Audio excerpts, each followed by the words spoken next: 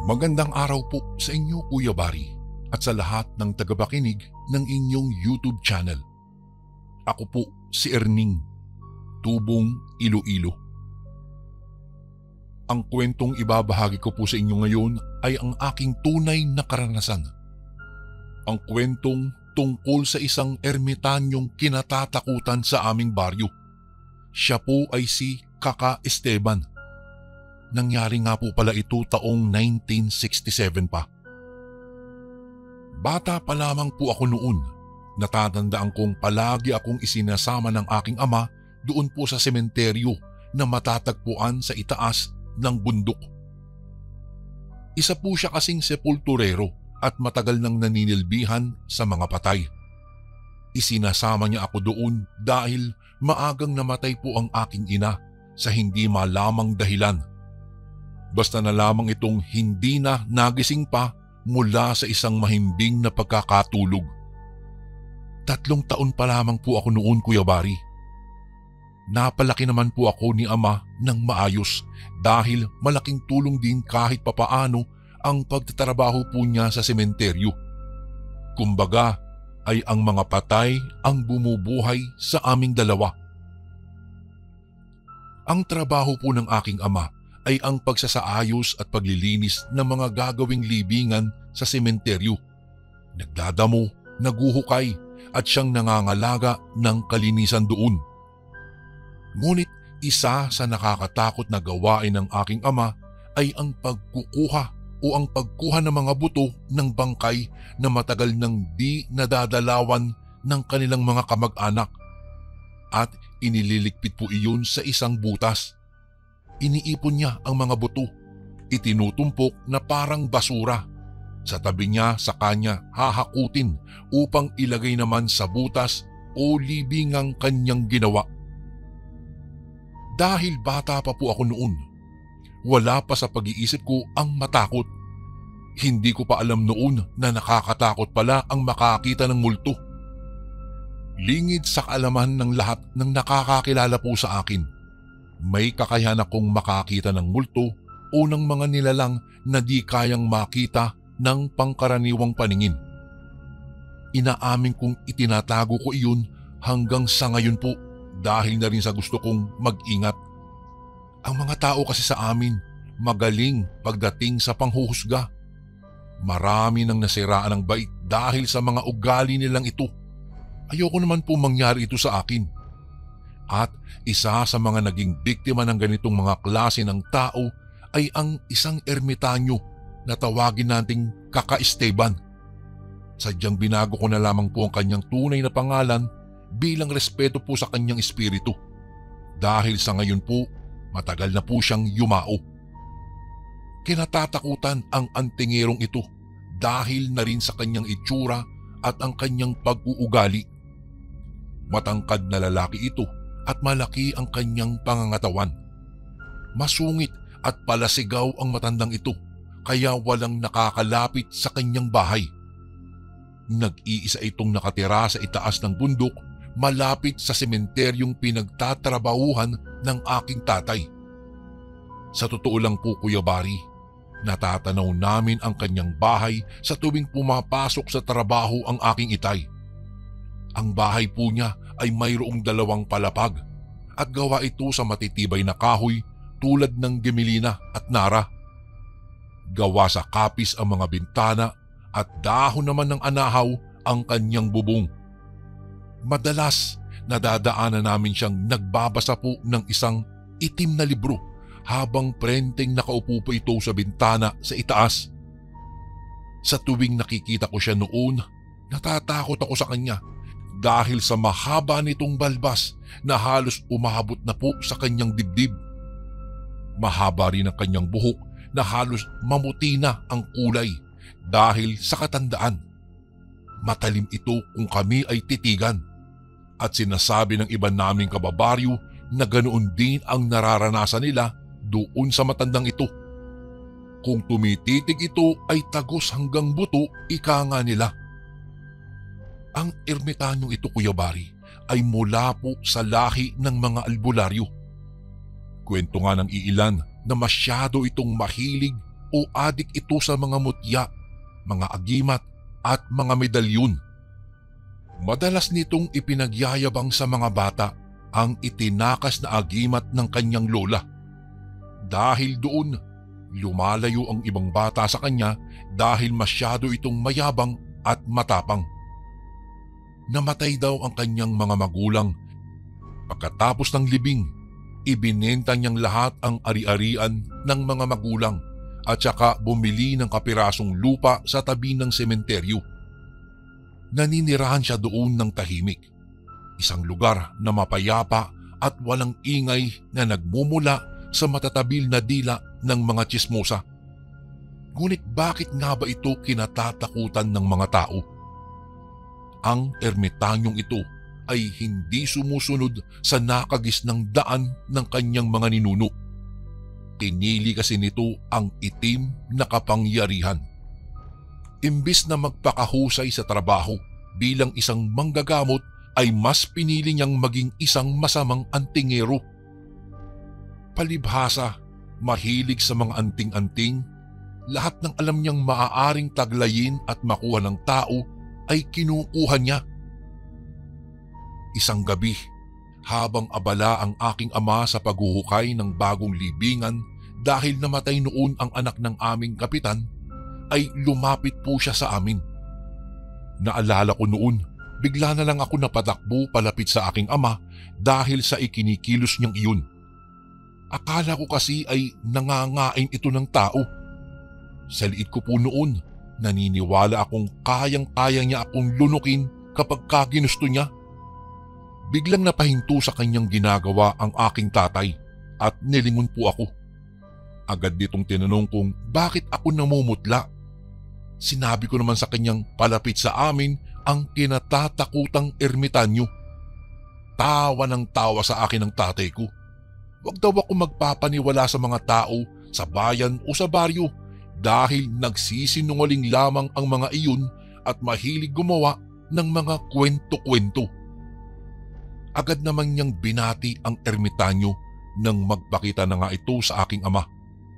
Magiliw siyang kinausap ni tatay. Binati rin naman niya ito pabalik. Ano pong kailangan natin? Tanong ng aking ama sa ermitanyo. Kailangan ko ng tuway-tuway. Bigyan mo nga ako. Tumanggi noong una ang aking ama at sinabi nitong hindi kaya niyang pagnakawan ang isang patay. Pero bigla siyang tinapala ng kwarta at pinangakuan pa ng ginto. Nakita kong biglang napaisip at biglang nagningning ang mga mata niya at malugod na tinanggap ang alok ng matandang ermitanyo. Habang nakikinig po ako ay tila gusto kong masuka sa mga sinasabi niya sa aking ama. Mayroong kapalit iyon na trabaho. Nais niyang ikuha siya ng aking tatay ng isang anting-anting na nagmumula sa parte ng katawan ng namatay.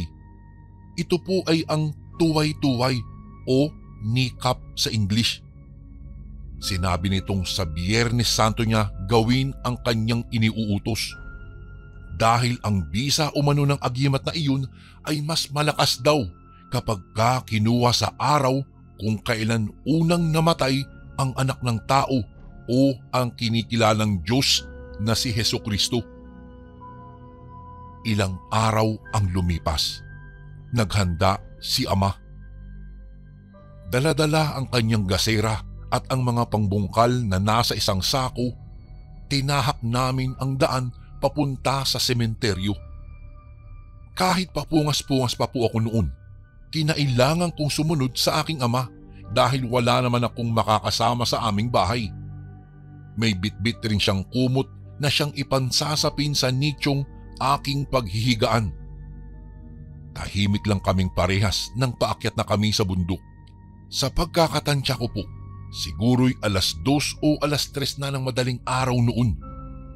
Tanging mga huni ng insekto lamang ang aming naririnig. Isang lumang puntod ang puntiryang hukayin ng aking ama. Hindi niya kilala kung sino ang nakalibing doon, ngunit nakalagay sa lapida nito ang petsa ng kanyang kapanganakan at araw ng pagkamatay. Alam niyang wala nang dumadalaw sa puntod na ito. Mulat sa pulkasi ng pasukin ni Ama ang ganoong klase ng trabaho ay siya lamang ang nakakaalalang linisin iyon. Siya na rin ang nagsisindi ng kandila at tanging nag-aalay ng dasal para dito. Iniayos muna ni Tatay ang aking higaan at binilinan akong matulog na ulit.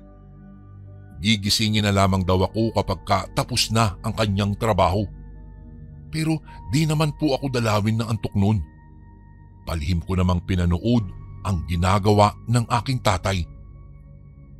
Nasimulan na pala niya hukayin iyon ng mga nakaraang araw, kaya inabot na lamang ng halos 1 oras ay nakita na niya ang ataul. Binuksan niya ito at nakita ko ang buto ng matanda. Siguro'y halos ilang dekada ng patay ito, pero para akong nalihiyo nang biglang umalingasaw pa rin ang baho nun. Maski si Ama, labis ding nagtaka kung bakit may amoy pa rin ito na dapat sana ay wala na. Napakabaho noon, Kuya Bari. Hanggang ngayon nga, sa tuwing maiisip ko ay para pa rin akong masusuka.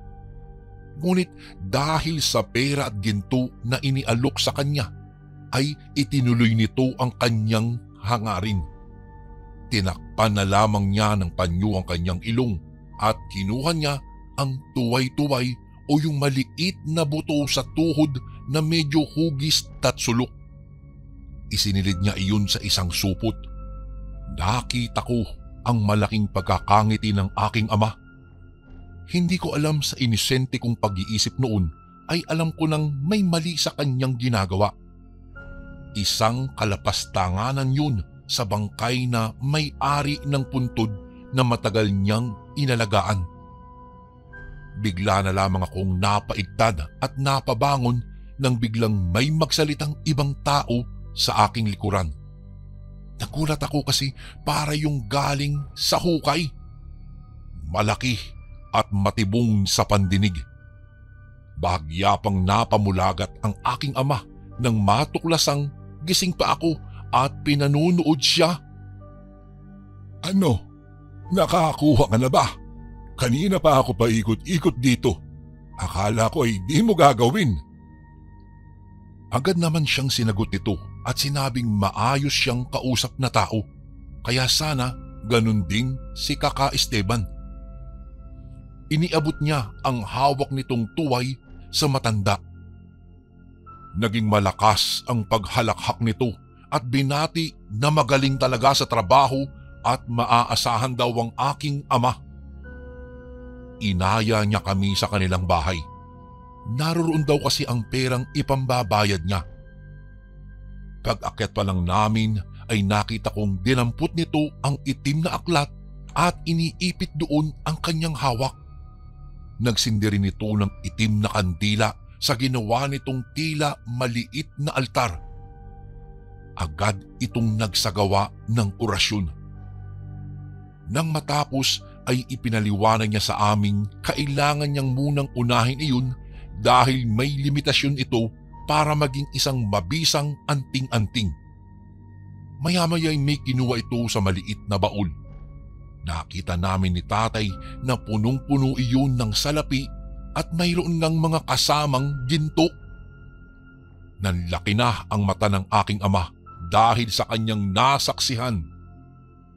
Ang kinatatakutan at iniiwasang matanda ay may itinatago palang malaking halaga ng kayamanan. Salamat po dito sa ibinigay ninyo. Napakalaking tulong po ito sa aming mag-ama. Natatandaan ko pang sabi ni Tatay sa matandang ermitanyo. Tumango lamang ang matanda at sinabing wag na wag daw sasabihin sa kahit na sino ang usapang namagitan sa kanila. Kalimutan na daw ni Tatay ang naging transaksyon nila at tahimik na lamang na mamuhay ng masagana. Pinagpayuhan pa nitong umalis na lamang siya sa trabaho at inegosyo na lang daw ang perang ibinigay nito. Tumango lamang si Tatay sa kanyang kausap. At sa aming paglabas, bigla tila kami itinaboy sa loob ng isang malakas na hangin. Naramdaman ko ang panlalamig ng aking likod at ang paglaki ng aking ulo. Kuya Bari, hindi po umalis sa trabaho ang aking tatay. Maski nadadaanan kami sa bahay ni Kaka Esteban ay hindi na kami nito pinapansin.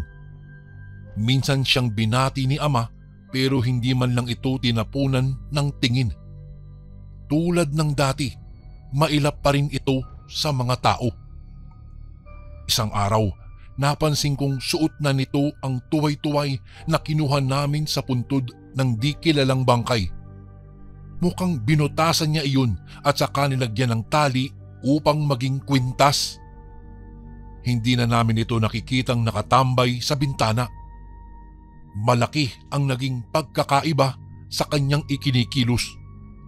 Naging masigla at tila parang mas lalong lumakas siya. Parang ang bumata rin ang itsura nito ng 10 taon nang ahitin nito ang kanyang balbas at gubitan ang kanyang mahabang buhok. Hindi ko na halos siya nakilala kung hindi siya binati ng aking tatay. Malaki rin ang pinagbago ng aking ama, Kuya Bari. Naging lasinggero at naging mayabang. Palagi itong dinarayo ng kanyang mga kabarkada para makipag-inuman. Minsan ay nabanggit niya sa mga ito dahil sa labis na kalasingan ang itinatagong yaman ni Kaka Esteban. Hindi naman makapaniwala sa kanya ang kanyang mga kasama. Ngunit nang ipinakita nito ang ginto ay saka sila naniwala. Nagtitinginan ang kanyang mga kasamahan at nagsimulang magbulungan. Walang kaalam-alam si tatay na nagpaplano na pala sila ng hindi maganda sa matandang ermitanyo. Nang gabing iyon, agad nilang tinahak ang daan paakyat ng bundok. Alam ko dahil sinundan ko po sila, Kuya Bari. Dahil alam ko namang kung saan sila papunta ay nagpahuli ako ng kaunti upang di nila ako mahuling sumusunod. Noong malapit na sila sa bahay ng matanda, nang mapansin ko ang isang anino na papunta sa sementeryo. Nagkubli ako sa isang puno. Palipat-lipat ang tingin ko sa magkabilang direksyon.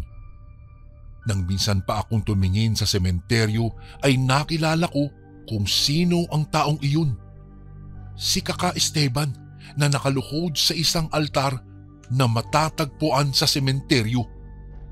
Maliwanag ang bahay ng matanda ng mga panahong iyon. Ngunit sa labis kong pagtataka ay may nakikita akong isang lalaki na nakatayo sa may bukas na bintana. Ngunit pakiramdam ko ay hindi ito nakikita ng mga lalaking sinusundan ko. Dahil tahimik pa rin silang nagmamasid sa bakuran at tila inaalam kung ano ang kalagayan ng paligid. Ininspeksyon ng mga ito ang pintuan at tuwang-tuwa nang malamang bukas iyon. Marahan silang pumasok at inihanda ang kanilang punyal. Determinado talaga silang magnakaw at handa silang pumatay kung kinakailangan. Pinilit kong aninagin ang taong nasa itaas ng bahay. Alam kong hindi iyon si Kaka Esteban. Madilim ang aura nito at mayroong nakakakilabot na lalim ng mga mata. Nagkamali pala ako, Kuya Bari. Wala pala talaga itong mga mata.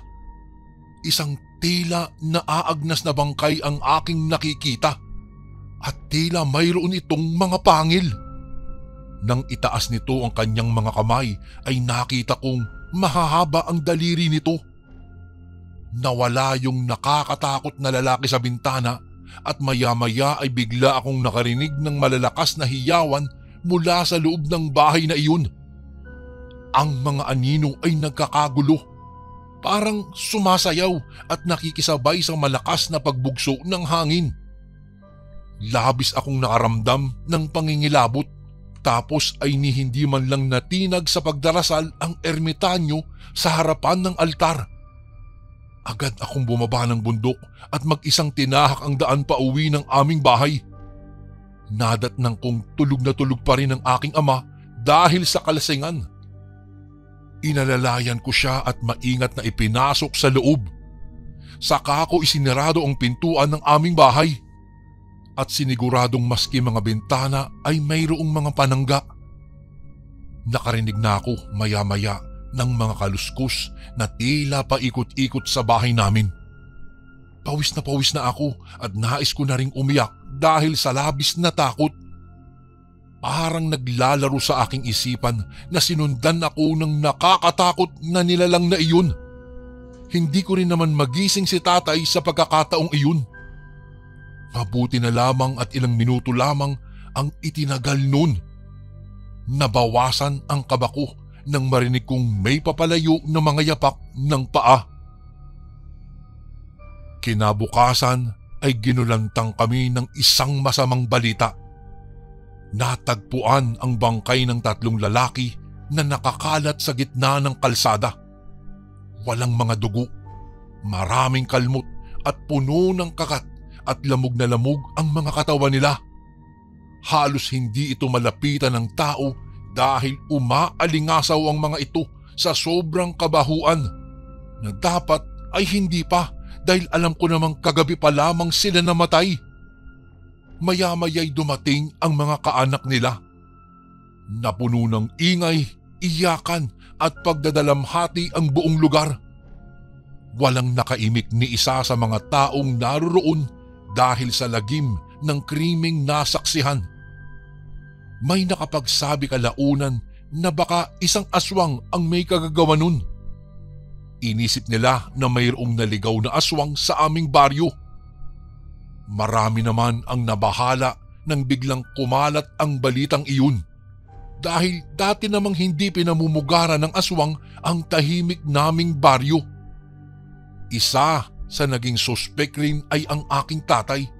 Pero napakawalan din ng otoridad nang mapatunayang wala itong kinalaman sa pagkamatay ng 3. Kinabukasan kasi ay parang lango pa rin siya sa alak, nanghihina at nahihilo.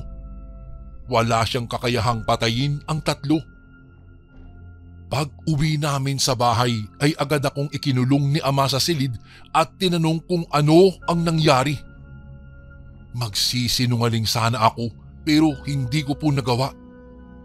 Inamin ko sa kanya ang lahat-lahat ng aking nasaksihan.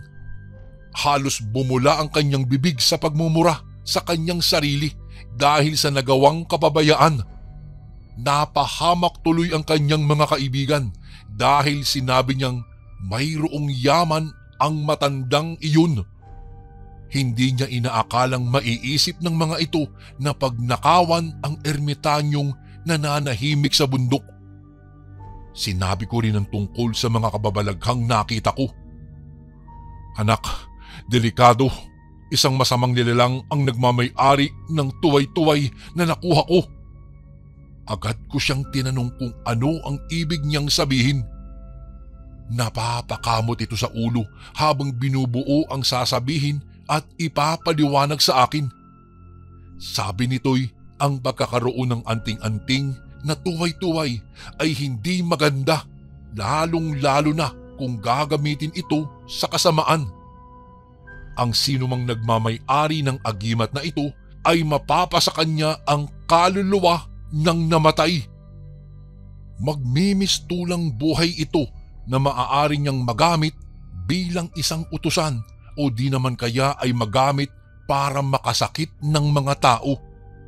At sa tipo ng matandang ermitanyo, mukhang hindi nito gagamitin sa mabuti ang anting-anting na iyon. At nangyari na nga po ang unang sumpa na mula sa tuway-tuway ang kamatayan. Tinahak ulit namin ang paakyat sa bundok. Nagsimula na ulit sa trabaho ang aking ama. Ngunit ang isip niya ay hindi mailagay sa kanyang ginagawa. Madalas siyang magkamali at napapansin kong nanginginig ang kanyang mga braso pati na rin ang kanyang hita. Napansin ko ang kanyang pamumutla at ang unti-unting panghihina. Nahimatay siya, Kuya Bari, at muntikang pang mahulog sa ginawa nitong hukay. Mabuti na lamang at agad siyang nahawakan sa damit ni Kaka Esteban. Hindi ko alam kung tatakbo ako o iiyak ng mga oras na iyon kung hindi lamang siguro kay ama ay kanina pa ako nakalayo sa kanya. Inihiga siya ni tatay sa isang nicho at dinasalan. Inilapit ni Kaka Esteban ang agimat ng tuway-tuway sa kanyang dibdib. Ilang sandali lamang ay nagising bigla ang tatay ko. Bigla siyang napabalikwas nang makita si Kaka Esteban. "Wag po, Kaka Esteban! Wag mo akong patayin! Pakiusap!" Pagsusumamo niya, pero biglang sinabi ng matanda na wala naman siyang dapat problemahin dahil wala naman siyang masamang hangad para kay tatay. Ginamot daw niya ang tatay. Kuya Bari, ginamit nito sa kanya ang agimat ng tuway-tuway. Hindi ko na po matandaan kung paano niya yun ginamit, pero parang idinikit lamang niya sa tiyan niya at umusal ng kaunting orasyon. Doon nagkamali na ang aking ama. Takot na takot ito sa ermitanyo. Ngunit sa kabila ng takot na nakita ko sa mukha niya, ay namangha naman ako sa ipinakitang galing ng agimat. Maya-maya'y pinainom siya ni Kaka Esteban ng tubig.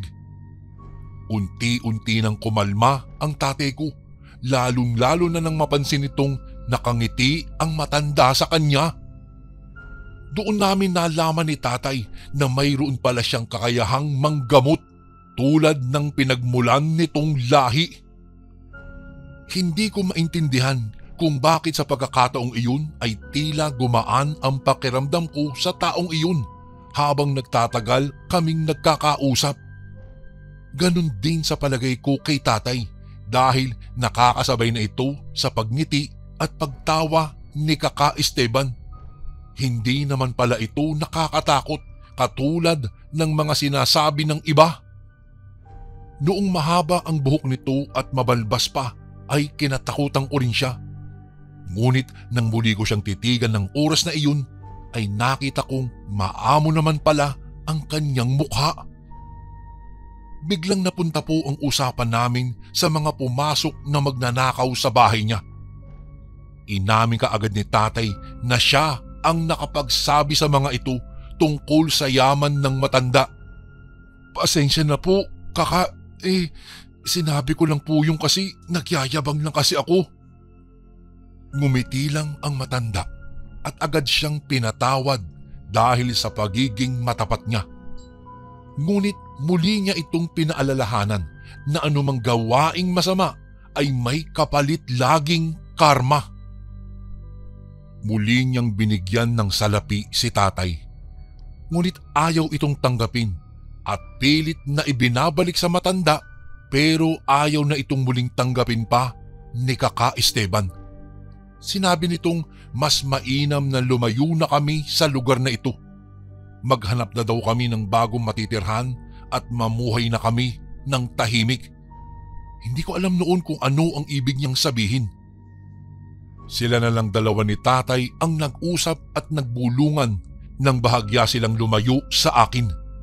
Hindi ko na po narinig pa kung ano ang kanilang pinag-usapan. Pag-uwi namin sa bahay ay agad niyang inayos ang ilan sa aming mga gamit. Kumuha siya ng bag at naglagay ng ilang piraso ng mga damit. Mabilis ang ginawa niyang pagkilos. Naglakad kami ng naglakad hanggang sa makalayo na kami sa baryong iyon. Wala naman akong nagawa at hindi na ako nagtanong pa kay tatay. Nabalitaan na lang namin kinabukasan, nalaman daw ng mga tao na may lumutang na testigo sa bahay ng ermitanyo. Huling nagpunta ang mga lalaking napaslang. Ngunit bago pa man nila mahuli ang matanda, naabutan na nilang nasusunog ang bahay nito. May nakita pa silang tao na kumikilos sa loob ng bahay. Ngunit hindi lang isang tao iyon kung hindi dalawa na parang nag-aaway. Hawak-hawak nito ang kani-kanilang mga kamay. Parang gustong tumakas ng kalaban pero pinipigilan iyon ni Kaka Esteban. Niyakap niya ito at hindi sinasadyang maiharap sa tao ang tunay na anyo ng kalaban. Isang nakapaninindig balahibong nilalang ang nakita nilang pilit na kumakawala sa yakap ng ermitanyo. Nagsigawan ang mga tao ng aswang. Nang matapos matupok ng apoy ang buong kabahayan, ay lumapit ang ilang mga matatanda sa baryong iyon. Pinag-usapan nila ang kanilang nakita. Nagkasundo sila na ang nakita nila ay hindi buhay na nilalang kung hindi isang espiritu ng aswang. Isang masamang alagad ng kadiliman na maski wala ng buhay ay makakaya pa rin itong manakit o pumatay kapag mali ang pagkakagamit. Nagkaroon sila ng hinala. Agad silang nagpunta ng sementeryo at nakita nilang bukas na ang puntod na pinatay nilang aswang noon sa baryo ilang dekada na ang nakararaan. Iyon ay walang iba kung hindi si Tandang Laudio. Nakita nilang nawawala ang isang tuway nito. Doon na nila napagdugtong-duktong ang mga pangyayari. Nabuo ang kwento ni Kaka Esteban at ang pagkakahumaling nito sa anting-anting na siya ring bumuhay sa halimaw na nagasik sa kanila ng takot noong kanilang kabataan. Samantala, nagkaroon din sila ng isipin na sinadyang sunugin ni Kaka Esteban ang kanyang bahay at ang kaluluwang nagmamay-ari ng tuway dahil sa ganoong paraan lamang maibabalik ang kaluluwa saan mang impyerno ito galing. At ang sumpa nito ay kailangan ding danasin ng gumawa at nagmamay-ari ng itim na agimat. Samantala Kuya Bari, mula ng araw na iyon ay hindi na po kami bumalik pa sa baryong iyon. Bumili lang po kami ng maliit na lupa at nagpatayo ng maliit na kubo. Nabuhay kami ng simple, tahimik at payapa. At ang mga naganap sa baryo ay nabalitaan na lang namin sa tuwing nakakakita kami ng mga dating kakilala. Isa lang ang natutunan ko sa mga bagay na naranasan ko po Kuya Bari. Ito ay ang huwag maging mapaghangad sa mga bagay na hindi naman natin pagmamay-ari dahil tulad ni Kaka Esteban, ang pagkabaliw niya sa mga agimat ang nagbunsod sa kanya ng hangaring magkaroon ng isang delikadong mutya. At yung mga kumpare ng tatay ko noon, hinangad nila ang pera at ginto ng matanda. Katulad nga ng sabi ng mga matatandang ermitanyo, ang lahat ng gawaing masama ay may balik ding kasamaan. Hanggang dito na lang po ang aking kwento Kuya Bari. Maraming salamat po kung sakaling maisama mo rin ito sa inyong channel. Lubos na gumagalang, Erning. Ito naman po ang ating pangalawang kwento. Isang magandang araw po sa inyo Kuya Bari. Tawagin niyo na lang po ako sa pangalang Ben. Nais ko sanang magbahagi ng kwentong aswang sa inyong channel. Ito pong kwentong ito ay naging karanasan namin noong ng aking barkadang si Allen nang minsan kaming tumungo sa isang liblib na baryo. Paring Ben, niyaya ako ng aking kasintahan na pumunta sa kanilang baryo, sabi ng aking kaibigan sa akin. Oh, ano naman kung ganun? Sumama ka na. Mabuti nga niyaya ka niya eh. Wika ko naman sa kanya. Yun nga natatakot ako eh. Baka pagalitan ako ng kanyang mga magulang. Nais ko sanang isama ka. Payag naman si Violi na magsama ako ng kaibigan eh. Sabi naman niya sa akin.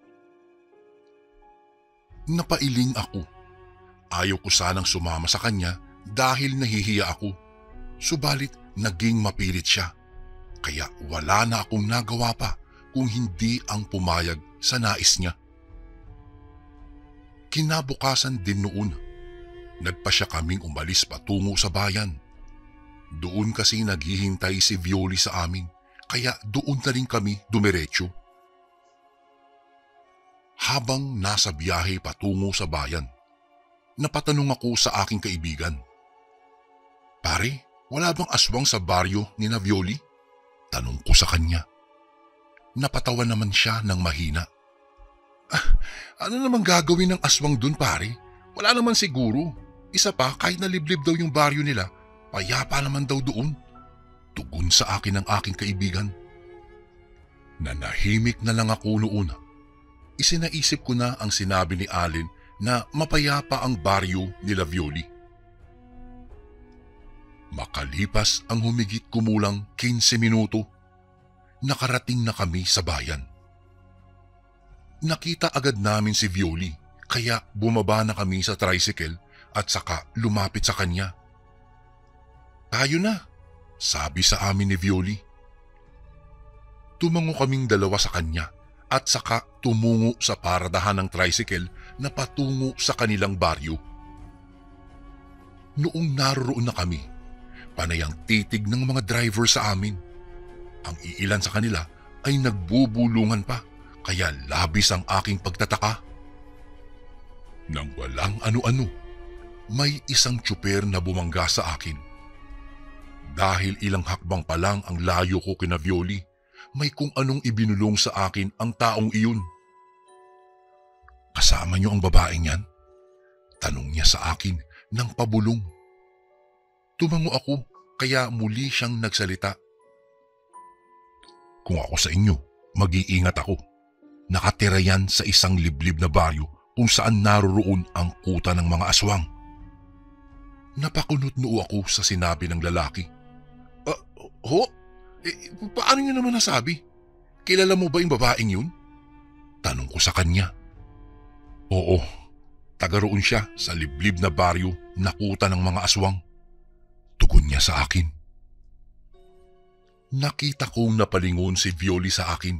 Kaya napaatras ako.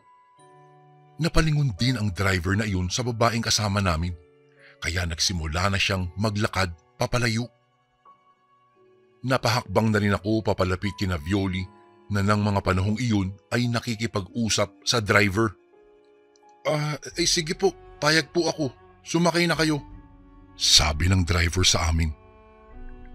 Noong mga sandaling iyon, sumakay na kami sa tricycle at saka agad ding umalis patungo sa baryo nila Violi. Nakaupo ang magkasintahan sa front seat. Ako naman po ay nagpasyang sa back ride na lang umupo. Noong bumabiyahe na kami, madalas na napapatingin sa akin ang driver sa salamin niya. Nang walang ano-ano, nagsalita ang driver sa akin sa mahinang boses. Kuya, mag-iingat kayo sa baryong pupuntahan niyo po. Hindi niyo kilala ang mga tao roon at mas lalong hindi niyo kilala iyang babae pong kasama ninyo. Kinabahan ako at napatangunan lang ako sa kanya. Saka agad na napatulala dahil kakaisip kung totoo ang sinasabi ng tsuper sa amin. Naku, paano kaya kung totoo ang sinasabi nila? Tama ba talagang sumama ako sa kanila? Bulong ko lang sa aking sarili. Hindi ko namalayan noon at napatitig na lang ako sa magkasintahan nang magwika si Violi na doon na lang kami bababa. Noong makababa kami sa tricycle, napatanong ako sa driver kung anong oras na. Napatingin siya sa kanyang relo at saka nagwika. Mag-aalas 12 na. Napailing ako, saka namangha dahil halos 2 oras na pala ang aming naging biyahe. Grabe, 2 oras na yun. Ang bilis ng oras naman. Bulalas ko sa aking sarili. Matapos naming makapagbayad sa driver, nagsimula na kaming maglakad. Napaisip pa ako noon ng kung ano-ano. Dahil ang bawat nadadaanan naming mga bahay ay abala. Ngunit may isa akong bahay na napansin. Mas lalo akong nagtaka dahil iyon lang ang hindi abala. Noong makita kami ng mga taong naroroon sa nasabing bahay, lahat sila ay naging mabalasik ang kanilang mga mata. Napansin ko ring naglalaway ang ilan sa kanila, kaya lumapit ako kina Violi at Allen. Bakit ganun ang inaasta ng mga taong iyon. Napalingon si Allen sa nadaanan naming mga tao at kitang-kita ko ang bahagya niyang panginginig. Violi, bakit ba ganyan sila? Parang nais nila kaming kainin. Napatawa ng mahina ang kasintahan ng aking kaibigan. Nang mga sandaling iyon ay nagwika siya. Hindi naman yan ang aano eh. Baka naninibago lang sa mga mukha ninyo. Napatango na lang ako sa kanya at saka ipinagpatuloy na lang ang aming paglalakad. Pilit kong inaalis ang isiping iyon sa utak ko kahit na unti-unti na akong nagkakaroon ng hindi magandang kutob. Makaraan lang ang ilang minutong paglalakad. Nakarating kami sa bahay ni Violi. Pareho kaming namangha ni Allen dahil napakaraming handa ng pamilya niya. Subalit sa lahat ng handa ni Violi, umagaw sa aking atensyon ang isang lechon. Nakita kami ni Violi na titig doon, kaya lumapit siya saka napabulong. Bago ko po ipagpatuloy ang kwentong ito ay may request sana ako sa iyo kasundo. Isang pindot lang ito kasundo sa subscribe button namin. Malaking tulong po ito sa amin kasundo upang mapagpatuloy pa namin ang mas marami pang magagandang kwento. Salamat sa pag-subscribe mo, bagong kasundo. Hindi nyo dapat kainin yan ha. Nakalaan yan para sa mga bisita naming mamayang gabi.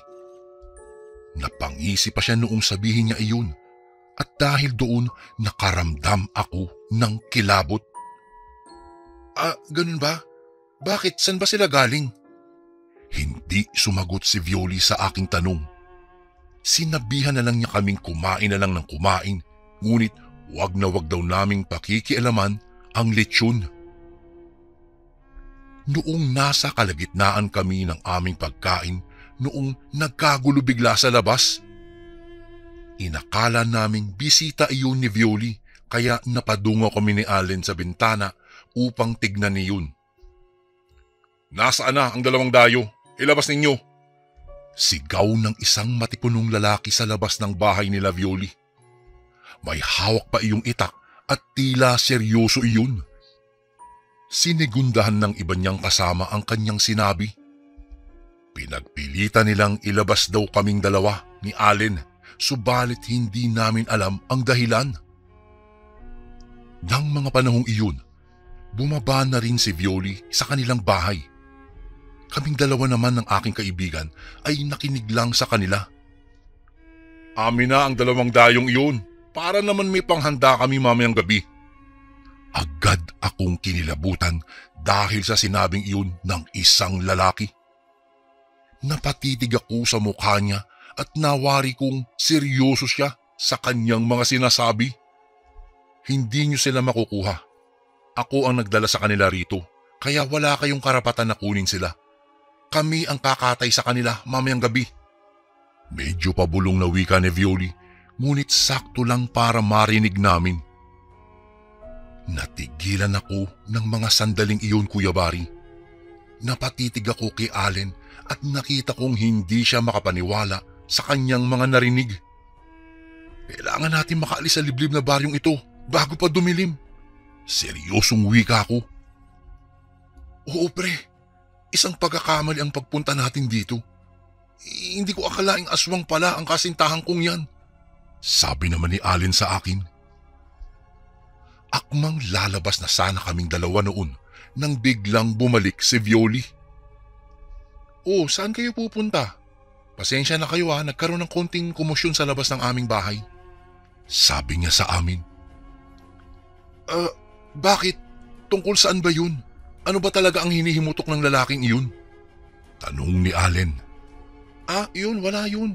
May konting hindi lang pagkakaunawaan kasi ang aming pamilya at saka ang kanila. Napatango kami ni Allen at saka nagkunwaring wala kaming narinig.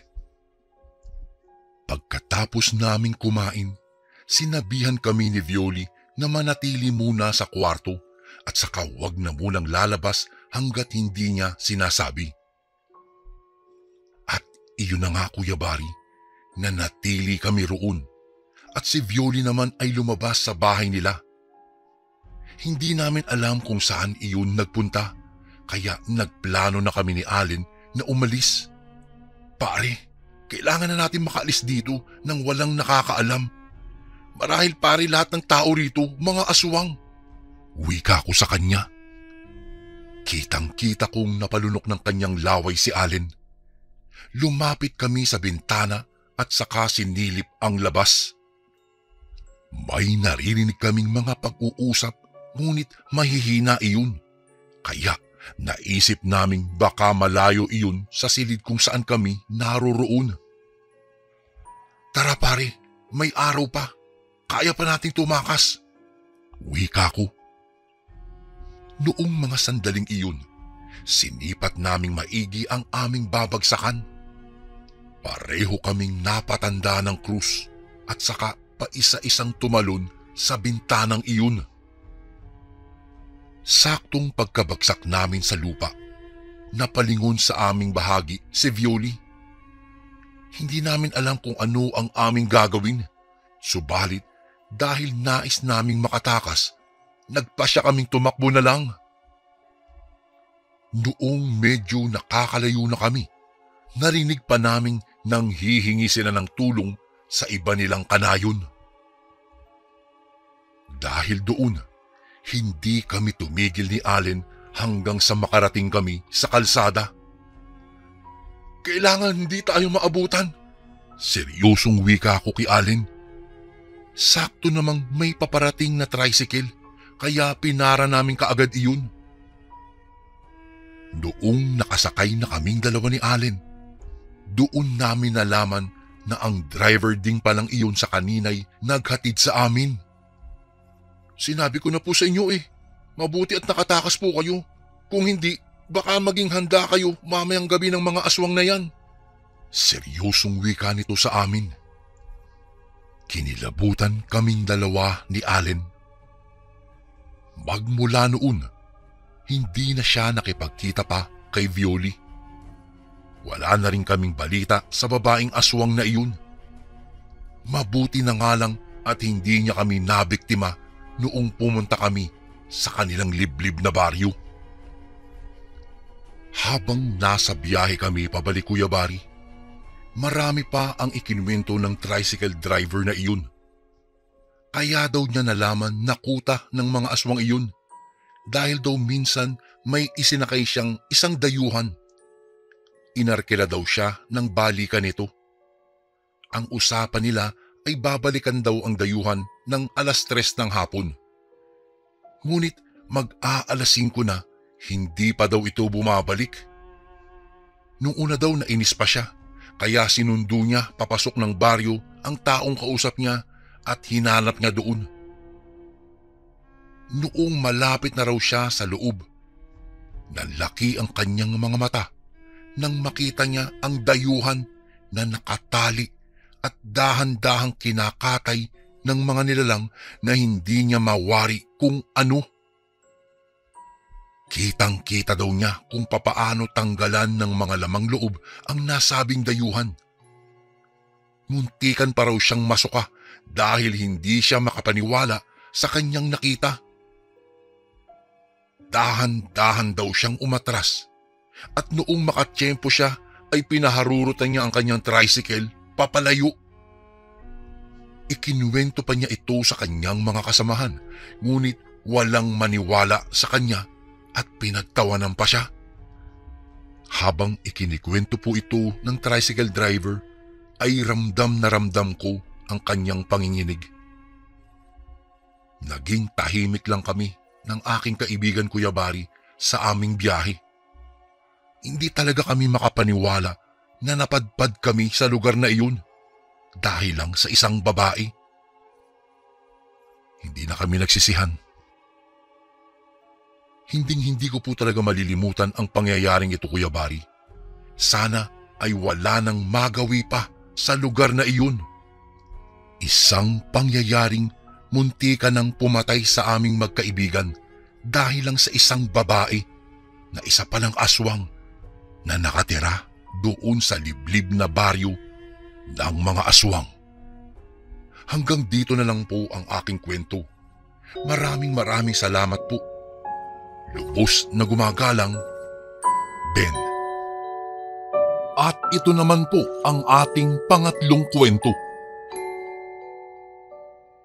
Magandang araw po sa inyo, Kuya Bari. Nais ko sanang ibahagi sa inyong channel ang kwentong ito. Isa rin po kasi ako sa mga masusugid na tagapakinig ng inyong channel. Siya nga po pala, tawagin niyo na lang po ako sa pangalang Kurt. Ang kwentong nais kong isalaysay ay naging karanasan ko noong sumama ako sa aking tiyo Badong.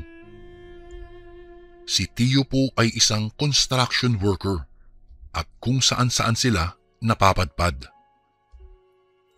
Isang beses, dahil kulang sa tauhan sina tiyo, ako ang naisipang niyang isama.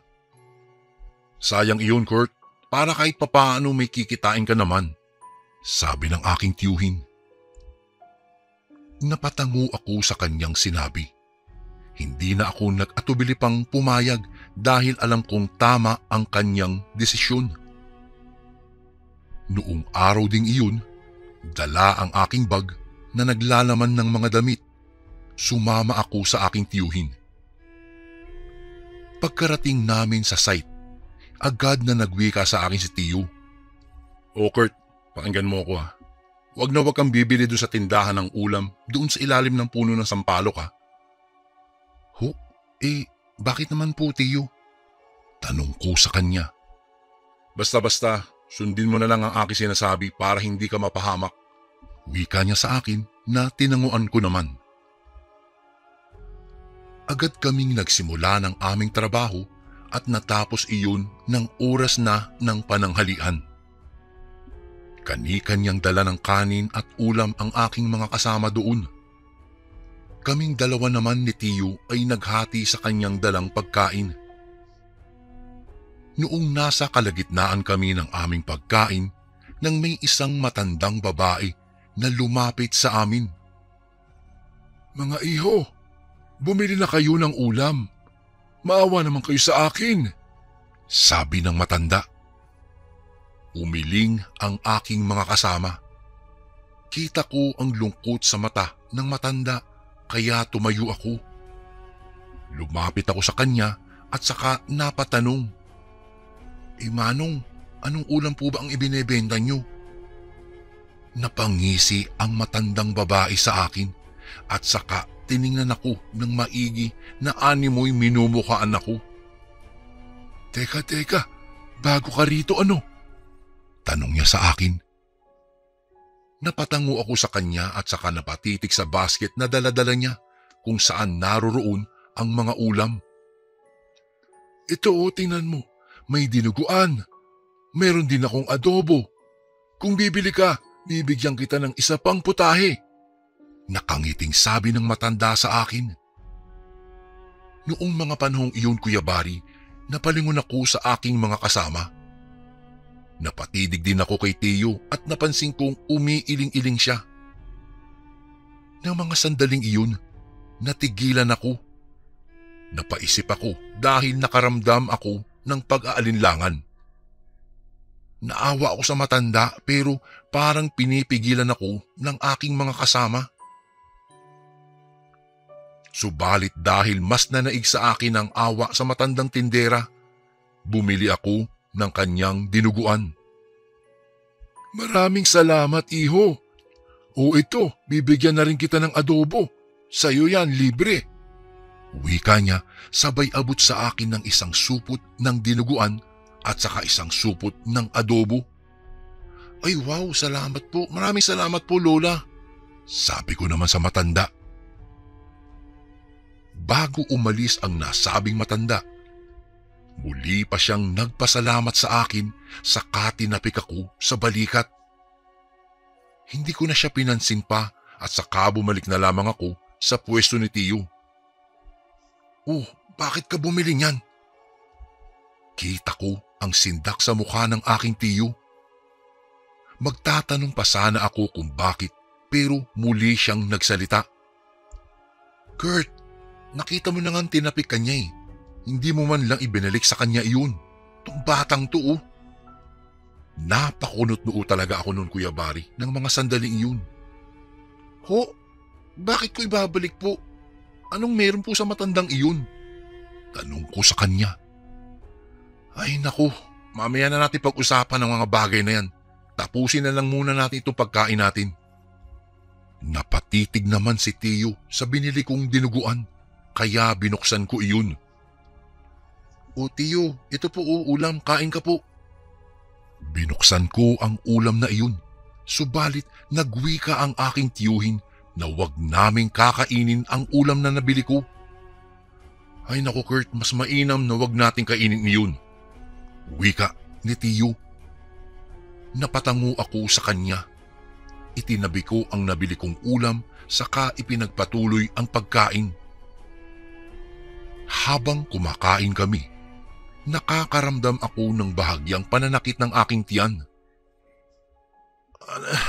Ano ba to? Ano ba nangyayari sa akin? Wika ko sa aking sarili. Pinilit kong wag indahin ang sakit ng aking tiyan hanggang sa matapos na kami sa aming pagkain. Noong tapos na kami, tinanong ko ang aking tiyuhin. Tiyo, may tatanong po ako sa inyo. Ano po ba ang problema sa matandang iyon? Saka bakit parang ayaw na ayaw niyo sa mga ulam niya? Napailing ang aking tiyuhin. Aswang ang matandang iyon, Kurt. Ang ulam na binebenta niya ay sinasabi ng iilan na karne daw iyon ng tao. Gumapang ang kilabot sa buo kong katawan. Napatitig ako sa ulam na binili ko at nakaramdam ng pandidiri. Ibig sabihin, kung tinapik niya ako, may mangyayaring masama sa akin? Tanong ko sa aking tiyo. Yun nga ang problema eh. Sana noong tinapik ka niya, tinapik mo rin siya. Mas lalo akong kinilabutan noong mga panahong iyon, Kuya Bari. Tiningnan ko ang ulam na iyon at sinubukang halukayin. Halos mapaduwal ako dahil sa nakita kong may nakahalong mga ngipin ng tao roon. Anong gagawin natin sa mga ulam na ito? Nilapitan ng mga kasamahan namin iyon sa kapinigaan ng kalamansi. Laking gulat na lang namin noon nang biglang magbago na anyo ang ulam na nabili ko sa tindera.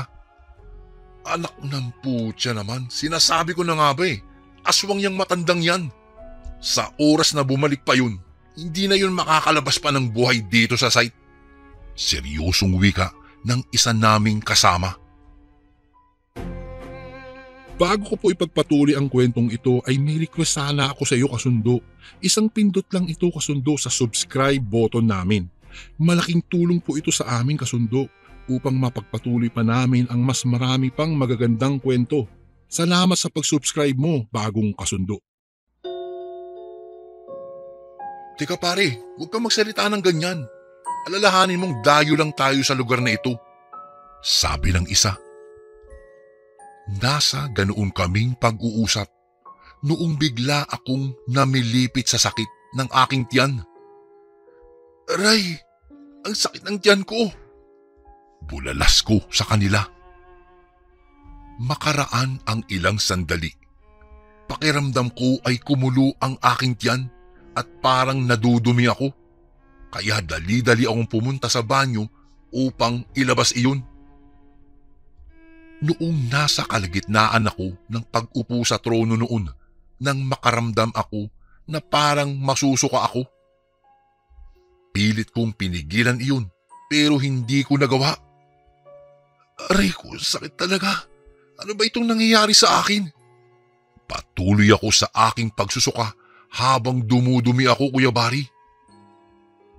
Mabuti na lang at humupa ang lamig ng aking sikmura at saka ang aking pagdudumi.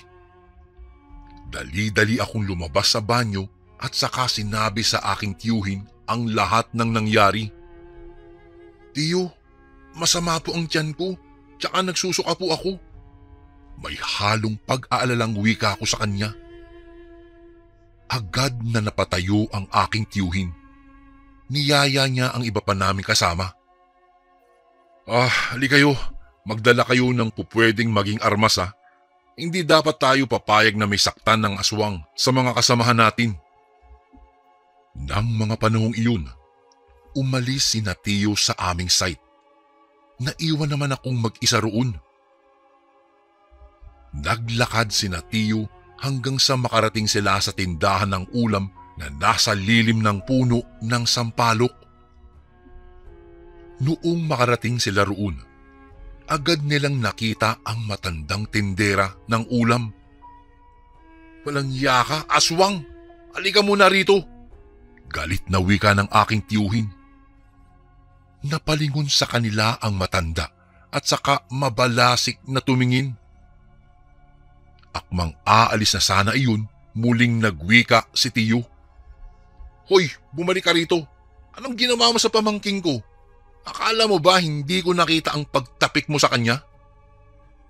Pagkawika ng aking tiyuhin sa mga katagang iyon, mabilis nilang nilapitan ang matanda at saka hinawakan sa damit. Mamili ka matanda. Aalisin mo ang kung anumang ipinataw mo sa aking pamangkin o papatayin ka namin. Sigaw ng aking tiyuhin sa kanya. Marahil ay nasindak ang tindera ng ulam kaya dahan-dahan siyang napalingon kay Tiyo. Dahil doon, tinapik siya ng aking tiyuhin. Sa oras na hindi pa bubuti ang pakiramdam ng pamangkin ko, babalikan ka namin dito at saka pagtutulungang patayin. Saad niya sa matanda.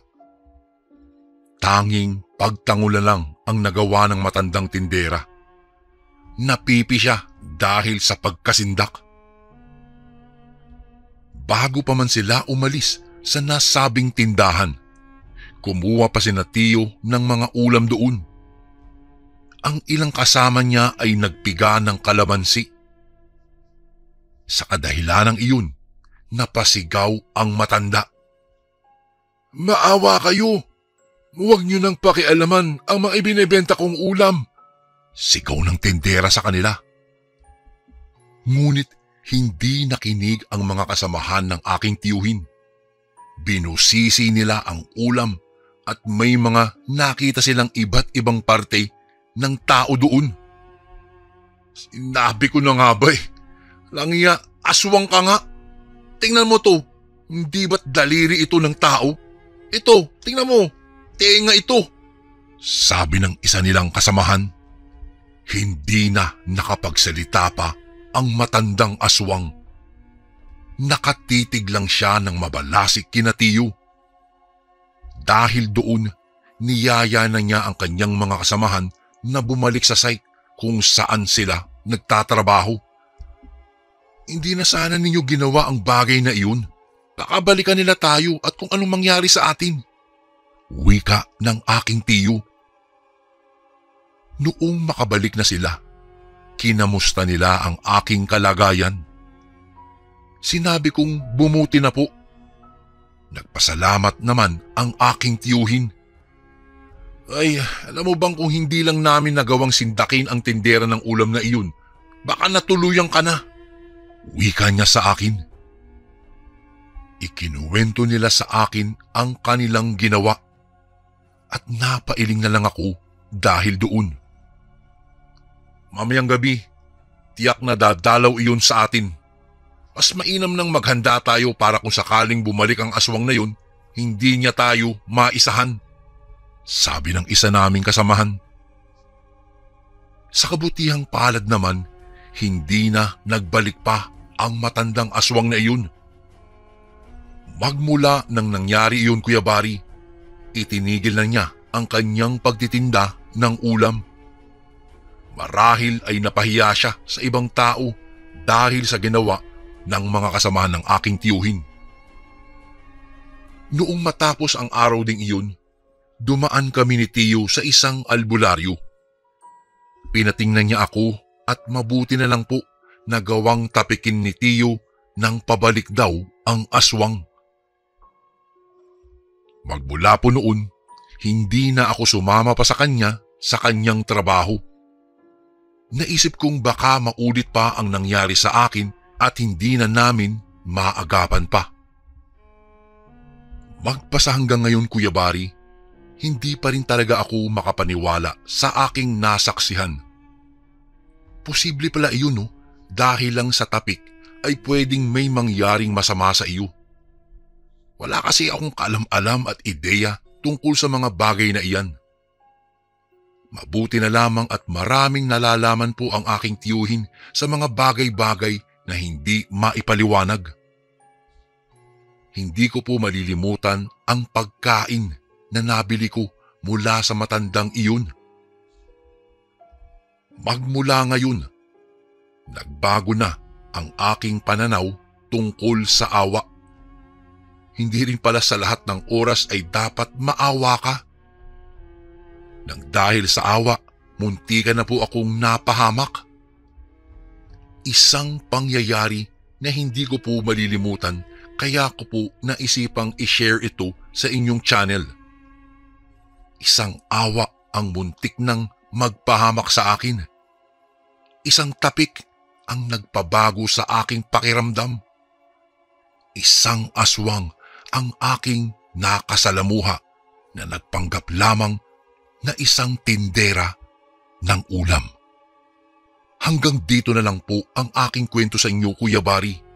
Sana po ay mabasa niyo po ito sa inyong channel. More power po and God bless po sa lahat ng nakikinig ngayon. Lubos na gumagalang, Kurt. And again, maraming salamat po mga kasundo. Don't forget to subscribe and i-click nyo lang po yung bell na button para updated po kayo sa mga upcoming videos namin na paparating. Maraming salamat po ulit. God bless and ingat po lagi dyan. Ito po si Kuya Bari at ako ang Sundo.